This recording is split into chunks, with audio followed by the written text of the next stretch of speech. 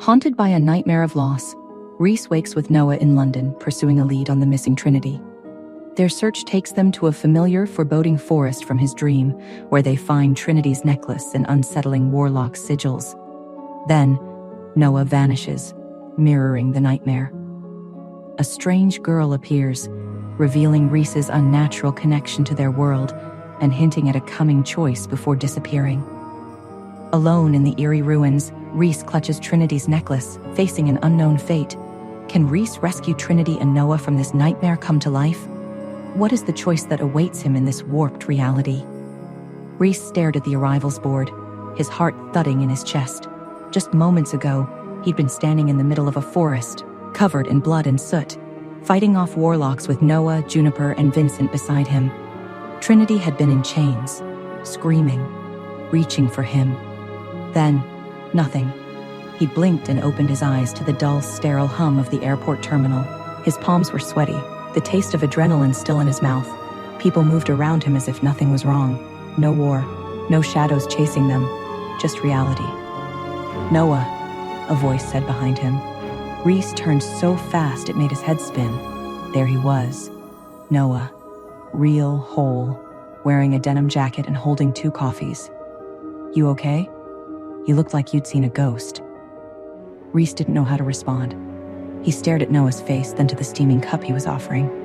I must have dozed off. "For 3 hours, Noah said with a small laugh. "Your flight's about to board. You sure you're good?" Reece didn't answer. The dreams, no visions, had felt real, too real. His muscles still ached from phantom pain. And Trinity, her voice still echoed in his skull. As they walked toward the gate, Reece couldn't shake the feeling that his dreams were trying to tell him something. A warning, a glimpse, or a memory yet to happen. And in his chest, the bond to Trinity pulled taut like a thread on fire. The plane's engine hummed beneath Reece's feet, but his mind was somewhere else entirely. The moment he closed his eyes, the forest returned. Juniper's scream, Vincent's body slumping, the sickening laughter of Caleb. He snapped his eyes open, his breath shallow. Noah leaned over. "Are you having the dream again?" "It's more than a dream," Reece said low. "In it, she's been gone for weeks, and we lost everyone." Noah hesitated, eyes flicking to the tray table. "You've barely slept since Trinity vanished. You need rest, man." Reece looked out the window. "In the dream, you and Vincent kept saying something about a threshold, that I had to cross it to find her." Noah frowned. "Threshold?" Reece nodded. "And every time I get close, the world resets. I lose her again." Noah didn't respond for a long moment. Then he said quietly, "Maybe we're closer than we think." Reece closed his eyes again, and in his mind, Caleb appeared, smiling, whispering, "You'll never find her, Alpha. She's ours now. And this world? This is only one of many." The town they landed in was small and misty, nestled between mountains like it was hiding something ancient. Reece had only been here once, years ago, while tracking rogue wolves. But now the place felt different. He felt watched. Vincent was already waiting near the rental car. "You look like hell," he said. "I've been there," Reece muttered. Noah gave Vincent a look. He had the dream again. Vincent tensed. "The same one?" Reece nodded. "But this time, I think I heard her." He looked at both of them. "It wasn't a memory. It wasn't just a nightmare. I think Trinity was reaching out to me." Vincent didn't speak. Then finally, "There's something I haven't told you." They turned to him, confused. "Before Trinity disappeared, she came to me. She said she'd been hearing voices, echoes, warnings in her sleep. She said they were calling her back." "Back where?" Reece demanded. Vincent looked toward the misty trees surrounding the town. "Here." They reached the old house just before dusk. It was hidden past a crumbling path in the forest, an ancient warlock hideout long thought abandoned. But the symbols carved into the trees pulsed faintly, alive. "This is where Trinity said she dreamed of being taken," Vincent said quietly. And she described it perfectly, down to the ivy on the chimney. But she'd never been here before. They stepped inside, dust rising in clouds. The air felt wrong, warped. Time lagged behind their steps. Shadows clung too tightly. Reece walked ahead, following something unseen, a feeling, a tug. In one room, he found it, a mirror. Not just any mirror, but the one from his dream, cracked with runes along the frame.